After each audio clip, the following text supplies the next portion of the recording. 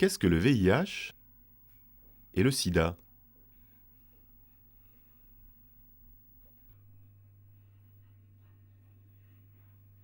Le VIH, c'est quoi? C'est le virus responsable du sida. Il signifie virus de l'immunodéficience humaine. Le VIH se transmet chez les humains par voie sexuelle ou sanguine. Il se transmet également de la mère à l'enfant pendant la grossesse et pendant l'allaitement. Les T4 sont les globules blancs. Ils représentent le système de défense naturel de notre corps et ce sont eux qui sont détruits par le virus. Après la contamination par le VIH, on devient séropositif. L'infection par le VIH a la particularité de pouvoir rester silencieuse plusieurs années. Pendant cette période, les personnes séropositives peuvent transmettre le virus mais ne présentent aucun signe apparent de la maladie. Elles se sentent en bonne santé. Être séronégatif, ça veut dire que le VIH n'est pas présent dans notre corps. Le sida, c'est lorsque le système immunitaire est très affaibli par le VIH. Il perd alors sa capacité à lutter contre certains microbes, ce qui peut déclencher des maladies appelées infections opportunistes. On dit alors que la personne est malade du sida. Et vous savez d'où ça vient, le VIH? À votre avis?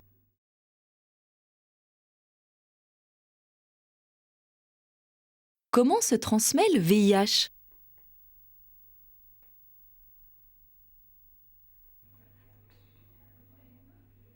Dans la vie quotidienne, il n'y a aucun risque de contamination pour les situations suivantes. Par exemple, on peut s'embrasser et embrasser les autres sur la joue, sur la bouche. On peut aller aux toilettes ou se doucher dans des lieux publics. On peut caresser des animaux, se faire piquer par un moustique, serrer la main d'une personne séropositive, prêter ou échanger des vêtements, partager la nourriture et la boisson,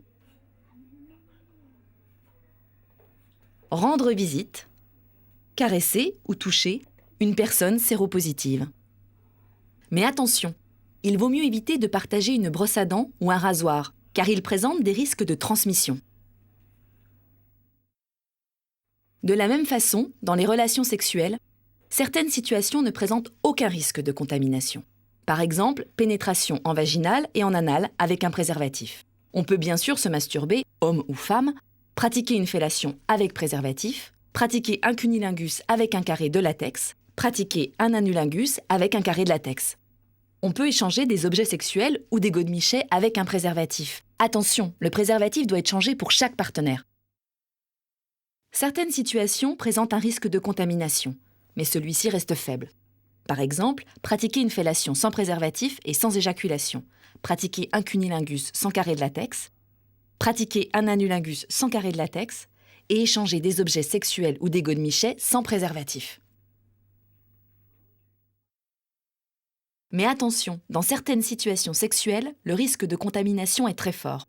Par exemple, la pénétration en vaginale sans préservatif, la pénétration en anal sans préservatif et une fellation avec éjaculation et sans préservatif.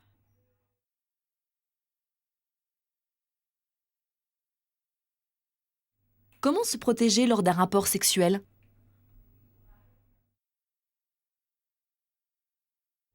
Comment fait-on pour se protéger lors d'un rapport sexuel? Pour les hommes, il faut prendre un préservatif.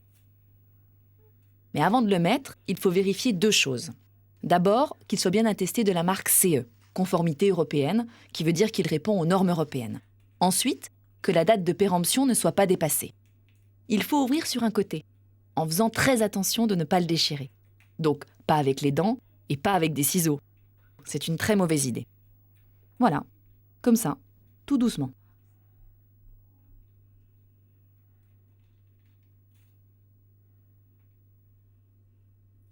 Placez sur le sexe en érection, en chassant l'air du réservoir. Puis, le dérouler jusqu'à la base du pénis. Si vous sentez que celui-ci est sec, n'hésitez pas à mettre du gel lubrifiant. Il est fait à base d'eau et fourni avec le préservatif. Ou alors l'acheter en flacon.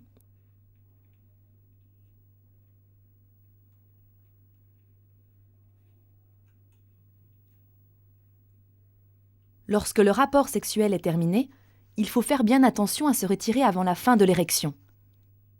et non pas lorsque le sexe est au repos.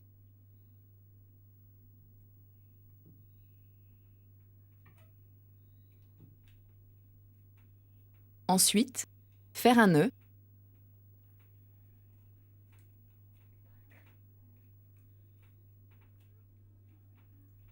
et jeter le préservatif à la poubelle. Et lorsqu'on est une femme, comment fait-on ? On peut utiliser un préservatif féminin ou fémidon. De la même façon, il faut toujours vérifier que l'inscription CE, conformité européenne, soit présente sur l'emballage du préservatif et que la date de péremption ne soit pas dépassée. Comme pour le préservatif masculin, ouvrez bien sur un côté en faisant attention de ne pas le déchirer. Ne pas utiliser les dents ni les ciseaux. Sur le fémidon, le gel lubrifiant est compris dedans. Pour bien le répartir sur tout le préservatif, il faut le frotter un peu avant de s'en servir. Ensuite, il faut maintenir la bague et la pincer en forme de 8. Avec votre main, introduisez le fémidon bien au fond de votre vagin jusqu'au bout.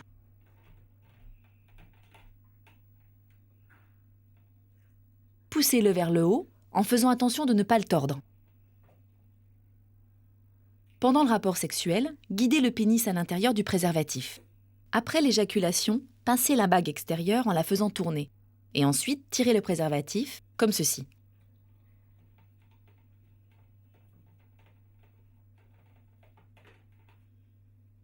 Et bien sûr, le jeter dans une poubelle. Et voilà.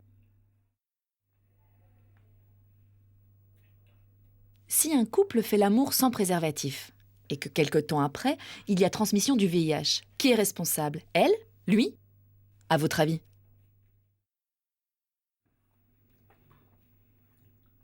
Pendant une grossesse, y a-t-il un risque de transmission du VIH entre la mère et l'enfant ?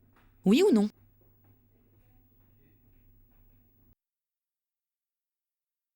Le virus pendant la grossesse. Pendant la grossesse ou pendant l'accouchement, la mère séropositive peut transmettre le virus au bébé. Si les mères ne prennent pas de traitement, 20 à 30% des bébés risquent d'être séropositifs. Il faut savoir également que si les mères prennent les traitements régulièrement, moins de 1% des bébés risquent d'être séropositifs. Pendant l'allaitement, si la mère est séropositive, il y a un risque de transmission car le VIH est présent dans le lait maternel. C'est donc plus sécurisant de donner un biberon. Par contre, si la maman prend un traitement, alors dans ce cas, on réduit massivement le risque de transmission. Mais le risque zéro n'existe pas. Si 3 couples ont pour projet d'avoir un bébé, le premier est un couple dont la femme est séropositive, le second où l'homme est séropositif, et le troisième où l'homme et la femme sont séropositifs tous les deux. Est-ce possible pour ces 3 familles d'avoir un enfant ?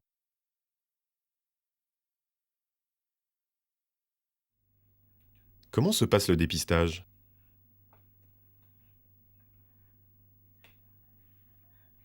Si 48 heures sont passées depuis le rapport sexuel ou la prise de risque, c'est trop tard. Vous devrez attendre 10 à 15 jours pour faire un test. Mais où faire le test ? Dans un hôpital, dans un CDAG, centre de dépistage anonyme et gratuit, ou dans un laboratoire d'analyse médicale. Lorsque vous y allez, on vous fait une prise de sang et il faudra attendre 1 semaine pour obtenir les résultats. Mais dans les 2 cas, que vous soyez positif ou négatif, il faut continuer à vous protéger. Si cela fait 3 mois depuis la prise de risque, il faut refaire une prise de sang. Si le résultat est négatif, le virus n'est donc pas présent dans le corps, vous êtes séronégatif. Si le résultat est positif, le VIH est présent et vous êtes donc séropositif. Cela signifie que votre corps est contaminé par ce virus. Il faut tout de suite aller consulter un médecin spécialisé pour bénéficier d'une prise en charge médicale. Le test rapide, le TROD, test rapide d'orientation de diagnostic, comment ça marche ? C'est rapide et facile. Grâce à une légère piqûre sur un doigt, on prélève une goutte de sang qui sera mise sur une bandelette. On attend 20 minutes pour avoir le résultat, qui est soit positif, soit négatif. Où faire ces tests ? Dans des associations qui militent contre le sida, c'est anonyme et gratuit. Vous ne serez jamais critiqué ou jugé. Les militants sont à l'écoute des personnes qui rencontrent des difficultés dans leur sexualité et dans leur vie quotidienne. Pourquoi se faire dépister? Cela permet de prendre soin de sa santé et également d'améliorer ses connaissances sur les IST, et ça, c'est important.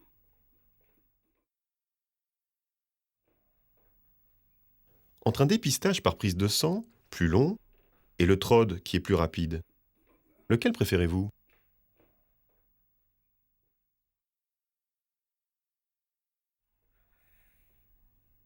Quand le virus est à l'intérieur de mon corps, ça se passe comment?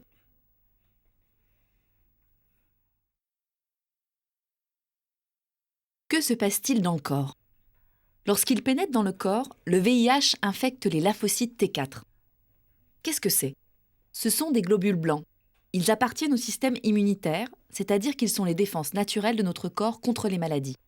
Une fois infectés, les T4 sont transformés en usines à fabriquer de nouveaux virus, ce qui va les épuiser et les détruire.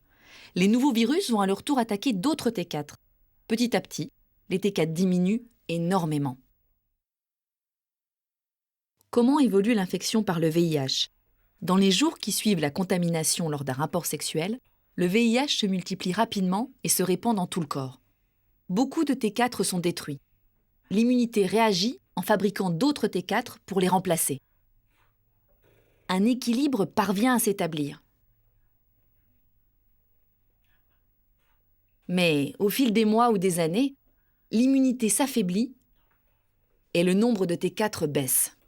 Le système immunitaire lutte moins bien contre les microbes naturellement présents dans le corps et dans l'environnement. Cet affaiblissement entraîne la venue de maladies opportunistes. On dit alors que la personne est malade du sida.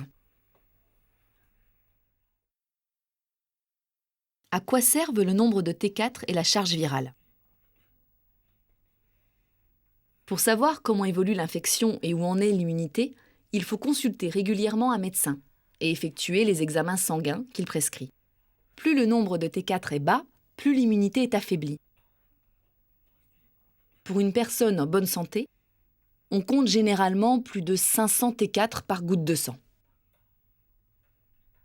La charge virale mesure la quantité de virus présente dans le sang. Plus le VIH se multiplie dans l'organisme, plus la charge virale est élevée. À l'inverse, plus l'activité du virus est faible, plus la charge virale est basse. On dit alors qu'elle est indétectable lorsque les tests ne permettent plus de détecter la présence du VIH. Attention, une charge virale indétectable ne signifie pas qu'il n'y a plus de VIH dans l'organisme.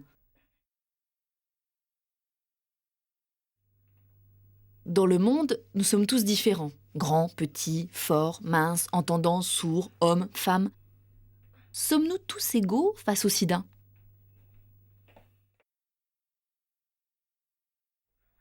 La trithérapie, c'est quoi?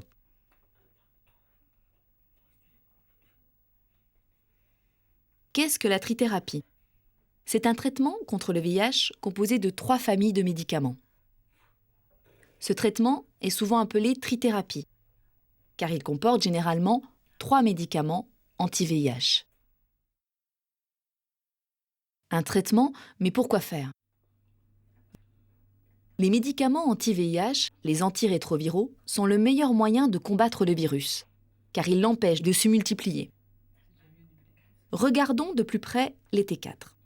La trithérapie va bloquer l'entrée du virus dans les T4. Elle va l'empêcher de se répliquer et de se multiplier, au point de rendre la charge virale indétectable dans le sang et dans le sperme. Le traitement a pour objectif de réduire massivement le risque de transmission. Il permet de mener une vie pratiquement normale. C'est aussi un traitement préventif. Pourquoi faut-il prendre le traitement bien régulièrement? Il est très important de prendre ces médicaments tous les jours, de façon très régulière, en respectant l'ordonnance et les conseils du médecin et du pharmacien. Cela permet d'avoir assez de médicaments dans le sang pour lutter contre le VIH. Les médicaments sont actifs.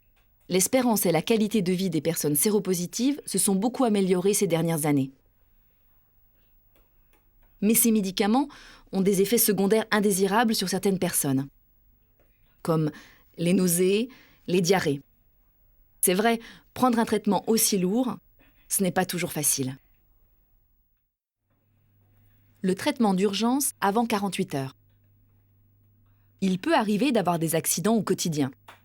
Un oubli de préservatif lorsqu'on a beaucoup bu, la rupture du préservatif lors d'un rapport sexuel, le viol sans préservatif d'un homme ou d'une femme, le contact d'un objet souillé de sang sur une coupure. Dans toutes ces situations, il y a un risque de transmission du VIH. Réagissez très vite, dès les heures qui suivent et en tout cas moins de 48 heures après la prise de risque. Contactez l'hôpital ou les urgences les plus proches. Informez-les que vous pensez avoir été infecté par le VIH. Informez le médecin lorsque vous pensez qu'il y a réellement un risque de contamination dans le cas d'un rapport sexuel non protégé avec une personne séropositive. En fonction, le médecin évaluera la situation et pourrait vous donner un traitement pour 1 mois. Si une personne a une charge virale indétectable et qu'elle prend sa trithérapie régulièrement, est-ce que c'est la peine de mettre un préservatif ? Voici le témoignage d'une personne sourde, séropositive.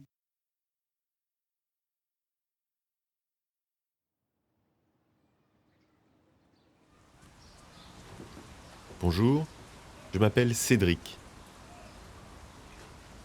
Et j'ai 40 ans. Je suis séropositif depuis 20 ans, à cause d'un accident de capote qui s'est déchiré lors d'un rapport sexuel. J'ai fait un dépistage et le résultat était positif. Donc je suis séropositif contaminé par le VIH. Au départ, le docteur m'a proposé de suivre un protocole pour me soigner. C'était un traitement expérimental, une bithérapie. Mes traitements ont été changés 4 fois en 20 ans. Et actuellement, je suis sous trithérapie. Mes T4 ont augmenté et ma charge virale est devenue indétectable. Ça me rend vraiment heureux, car je peux voyager, je peux travailler, je peux me former, et plein de choses encore.